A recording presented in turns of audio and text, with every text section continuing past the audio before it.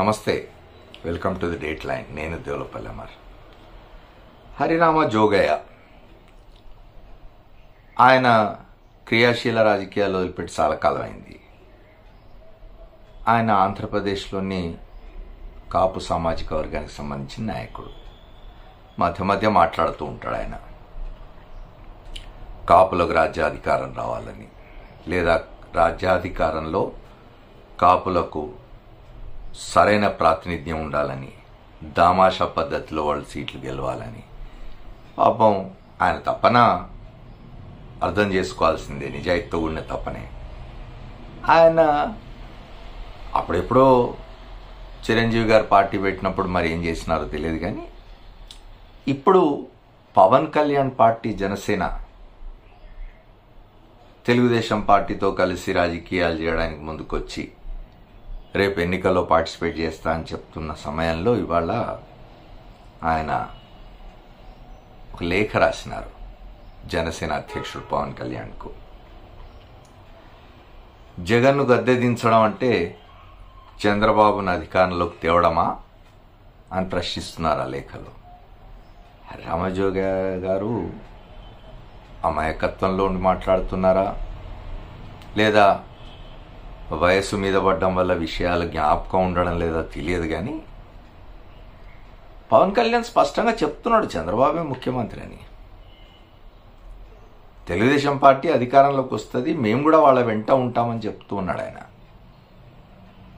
అంతేగాని జగన్మోహన్ రెడ్డిని దింపేయడం అంటే చంద్రబాబుని అధికారంలోకి తేవడం కాదు. నేను ముఖ్యమంత్రిని కావడానికి జగన్మోహన్ రెడ్డిని దింపేస్తానంటున్నాను అని ఆయన ఎప్పుడు చెప్పలేదు. పాపం ఆయనకు ముఖ్యమంత్రిని కావాలనే స్వార్థం లేదు. చంద్రబాబును ముఖ్యమంత్రిని చేయాలనే పరమార్థమే ఉన్నది ఆయన చేస్తున్న పని అంతట్లో కూడా.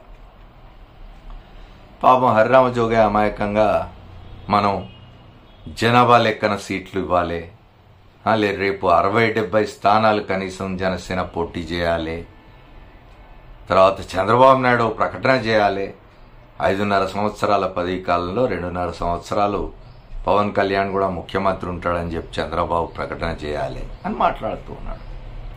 గతంలో తెలుగుదేశం పార్టీ అధికారంలో ఉన్నప్పుడు, హరిరామ జోగయ్య మంత్రిగా ఉన్నప్పుడు చంద్రబాబు వాళ్ళంతా కలిసి పనిచేసినారు. మరి చంద్రబాబు ఏమిటి అనేది అర్థం కాక మాట్లాడుతున్నారా హరిరామ జోగయ్య?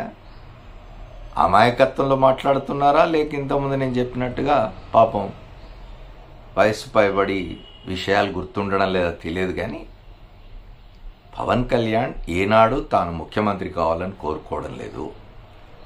తన సామాజిక వర్గానికి ప్రభుత్వంలో ఒక బలమైన వాటా ఉండాలి అని ఎప్పుడూ కోరుకోవడం లేదు ఆయన.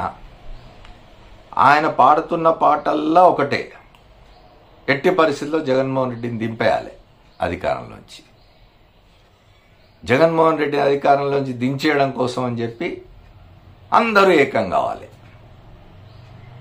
చాలా నిస్వార్థంగా నాకే పదవి అక్కర్లేదు, చంద్రబాబు నాయుడు గారిని మనం ముఖ్యమంత్రిని చేసుకోవాలి అంటున్నాడు. చంద్రబాబును ముఖ్యమంత్రిని చేసుకోవాలి అని ఆయనంత బలంగా కోరుకోవడం వెనుక కారణాలు ఏమిటి అనేది ఎవరికి వాళ్ళు వాళ్ళ పద్ధతుల్లో విశ్లేషించుకోవచ్చు. కానీ హరిరామ జోగయ్య గారి లాంటి వాళ్ళు గుర్తుపెట్టుకోవాల్సింది ఏమిటి అంటే, వారు కోరుతున్నట్టుగా వారు ఎన్ని లేఖలు రాసినా, ఎంత తలబద్దలు కొట్టుకున్నా పవన్ కళ్యాణ్ వెళ్ళి చంద్రబాబు నాయుడు గారి దగ్గర కూర్చొని ఖచ్చితంగా మా జనాభా ఇంత, మాకిన్ని స్థానాలు ఇవ్వాల్సిందే, ప్రభుత్వంలో మాకింత బలమైన వాటా ఇవ్వాల్సిందే, మాకిన్ని శాసనసభ స్థానాలు, ఇన్ని లోక్సభ స్థానాలు ఇవ్వాల్సిందే అని గట్టిగా చెప్పే స్థితిలో లేరు అనే విషయం వాళ్ళు అర్థం చేసుకుంటే మంచిది. Thank you. మళ్ళీ కలుద్దాం.